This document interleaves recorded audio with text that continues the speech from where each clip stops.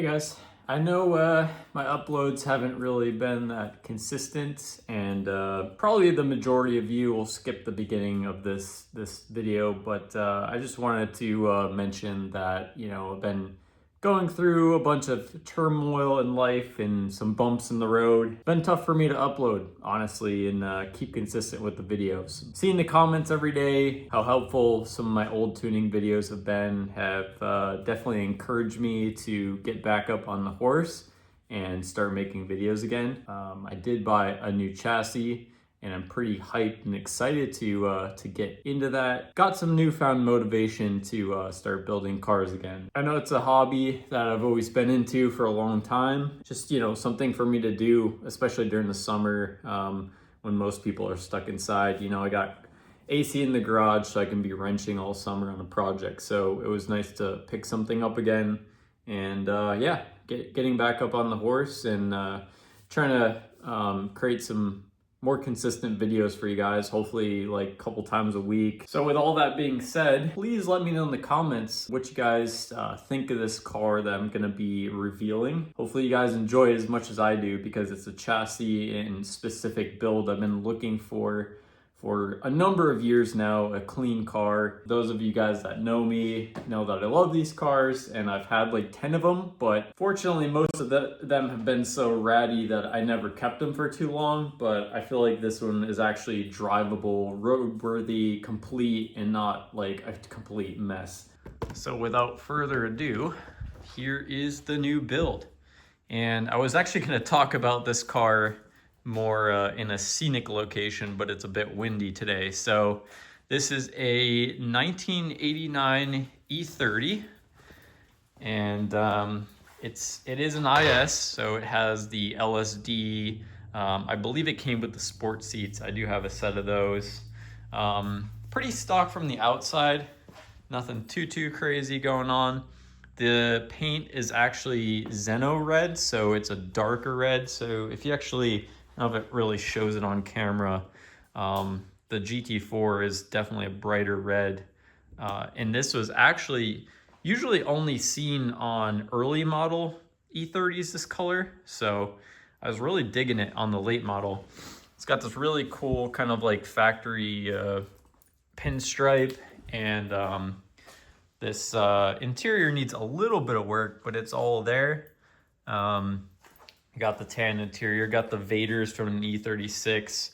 Seats are in actually okay condition. It's just that little tear on the back, and maybe that can be patched or addressed. But yeah, I'm super pumped that the interior is all in one piece. Usually the headliners are all ripped out. It is sagging a tiny bit, but yeah, overall, paint's in really good condition. It's got some nice basket weaves on it. It's got a 5-lug adapter on it. It's not actually 5-lug converted. I was hoping to source the parts for that and actually do a 5-lug swap. But man, overall, like, I'm super happy with how clean this car is. Just exterior wise, sits really nice, has a nice presence to it. And I'll include some rollers and some shots we got yesterday when we picked this car up.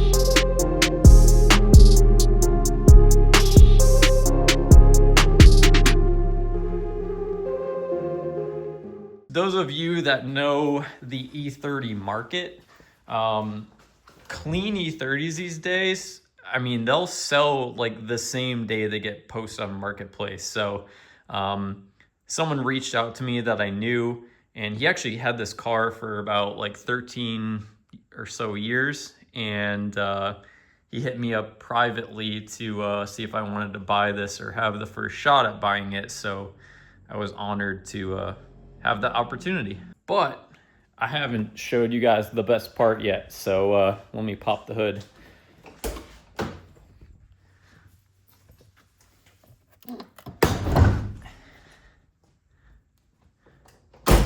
Everyone that knows me knows I love E36 M3s. And look what we have here. S52. So this is an S52, apparently super low mileage S52 out of a 98 M3. And it's got headers on it, no cats, like a MagnaFlow exhaust.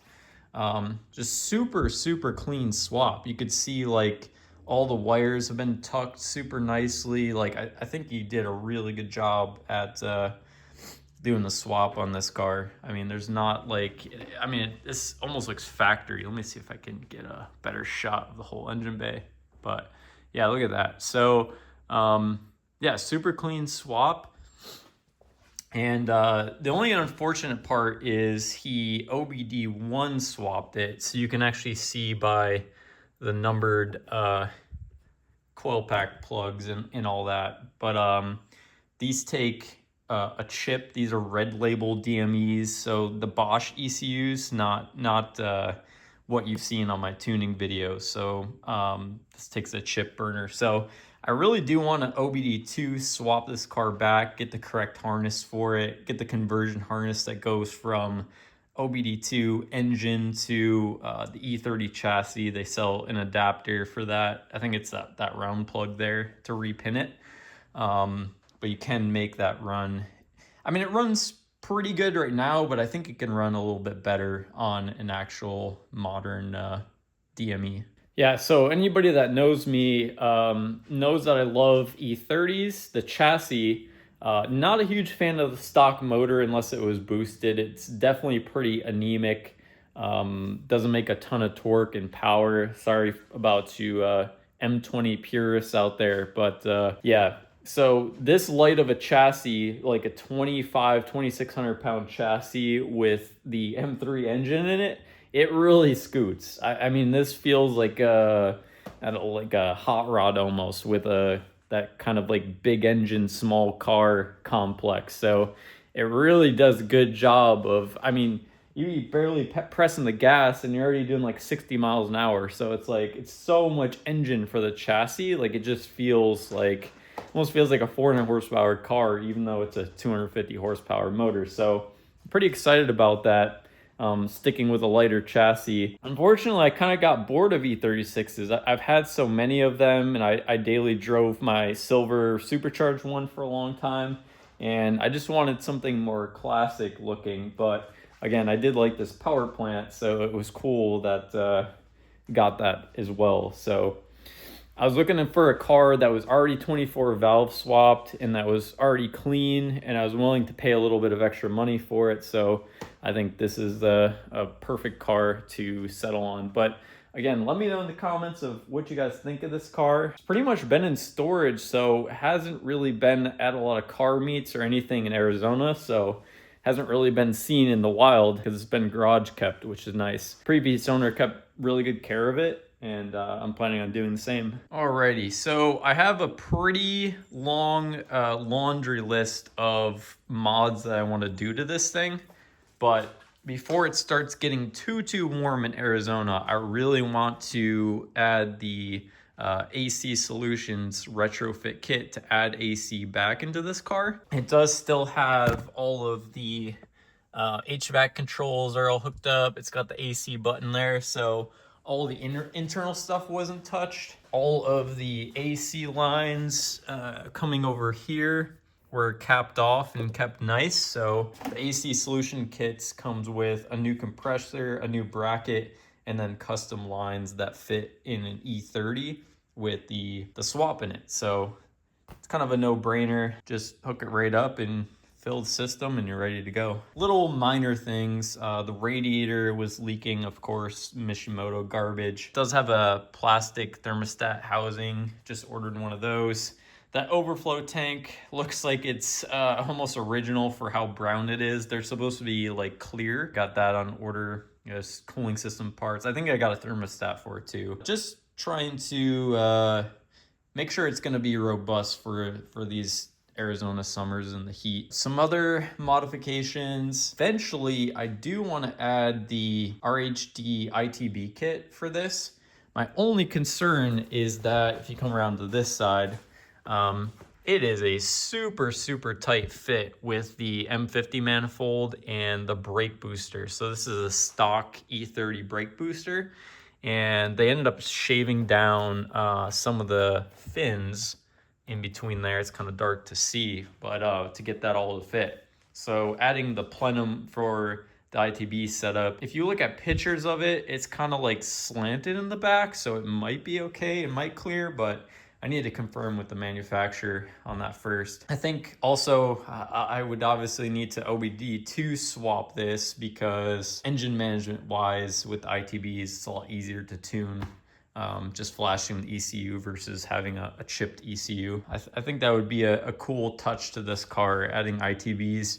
It's not gonna be the fastest thing in the world, but I think for the driving experience and just the vibe of driving an older car like this, it'll be plenty fun. And of course, everyone that's driven an E30 knows that, so the stock steering rack lock to lock, I believe is like 4 turns. Pretty boat-like and pretty lazy steering. So the majority of people put the Z3 racks in these to, I believe it's like 2.7 turns lock to lock instead of the 4. So it almost cuts it in half, and you get a lot more steering response out of it. Especially the Canyon that I drive, it's super tight, you know, corners, switchbacks in the beginning, and trying to wheel that thing with a stock E30 rack isn't the most fun thing in the world. But yeah, so most of these swap cars, they don't have the brake booster hooked up, or they'll have a brake booster delete, and they won't hook up the power steering lines a lot of times, and just makes the whole driving experience not that great. But I'm glad this car has all those features cared for. The other E30 hurdle that I have to overcome is the rear subframes don't have any kind of camber or toe adjustment, so a lot of people will weld in the garagistic locating tabs so you can actually adjust a little bit of camber and toe. It's honestly not too bad right now. I'm actually gonna probably raise the car a little bit because you can see it's rubbing in the back. But yeah, just little bit of tasteful modification so I can actually drive the car hard and have fun with it. It does still have the original Get Reg transmission and not a ZF in it. So if I can come across a ZF that's not $1 million these days, I'll probably eventually convert that to that. But for a Get Reg, it actually feels pretty decent. Usually these transmissions are pretty lazy, the synchros are lazy, and they make a whole bunch of rattling noises, but this one's in pretty good shape. But yeah, I was hoping to get some driving videos with it, but the tires are like from 2016, and yeah, I don't trust that at all. I was in my S2000 like a couple months ago, and I was out in the canyons, and I had a tire blow out on me like mid-corner, and I really don't want to deal with that ever again. As a horrible, terrifying experience. So definitely need some good tires on this thing before I bring it out. And then yeah, it needs a valve cover gasket too. That leaks a little bit, and then that radiator leaking. So just minor things, but I'll definitely get some like POV videos and some sound clips of actually driving this thing, because it does sound really good. It's just pretty much like straight pipe exhaust, and then there's like a small like Magnaflow muffler. But switch to my wide angle camera so you can get a better view of this thing overall. Let me know what you guys want me to do with this thing, or if you think I'm kind of going down the right path of just making this thing a fun driver's car, which I think it's pretty much already there. Definitely need to do something a little bit with the seats and interior, which is to be expected too. But yeah, to have a car this old from '89 that looks this good still, that's well taken care of and all in one piece. I mean, this car honestly almost gets more attention than the Porsche sometimes. It's crazy in the short amount of time I was driving this thing. So yeah, just really cool car overall. I'm excited. And now that I'm gonna be trying to upload more frequently, let me know if there's any other content you want to see, like any specific like tuning videos I might have left off on that begs for a second follow-up video or anything like that. Unfortunately, don't have the S2000 anymore. Sold that last week. Don't have Link ECU anymore, so I can't really make any tuning specific videos on that, unfortunately. But I can hopefully answer questions. If you guys have any questions in the comments, just let me know and I try to answer them every day for you. But yeah, the S2000 was cool, but I feel like I got to the point with that car where it was good as it was and didn't really have to tinker with it anymore. And I just kind of got bored with the car and wanted a new challenge. So I'm excited to deal with old chassis, classic car problems and get it to handle and drive the way that I would expect all my other cars to drive eventually. So I'm all about like perfecting a chassis and trying to get it to drive as well as possible and almost as good as a modern car sometimes, if not better. It's there's something to be said if you're on a track or in the canyons and you can keep up with modern cars in a car from the 1980s. So pretty cool vibe for me. So I'm excited for that. And yeah, like I said, those comments, those encouraging comments that I see every day in my other videos is what really keeps me going. So I would appreciate if you guys interacted more, just saying hello or, hey, this is cool, or we want to see more of a certain type of content helps so much. I look forward to seeing those comments every day. I usually check them out each morning. On the channel, but yeah, the channel's getting pretty big, a lot of subscribers, so I appreciate you guys sticking along. I know I've had a lot of different cars over the years, and I've had a lot of audiences kind of come on board to the channel because of those different chassis. So like Corvette people, BMW people, Honda people, Porsche people. So it's really cool getting kind of different communities involved in one place, tuning people, of course, too. But yeah, I just want to kind of make this channel appealing to a wide audience and kind of keep things, fresh with different builds and cars as we go along. And yeah, bringing you along for new experiences myself. So appreciate you guys, and I will see you on the next one.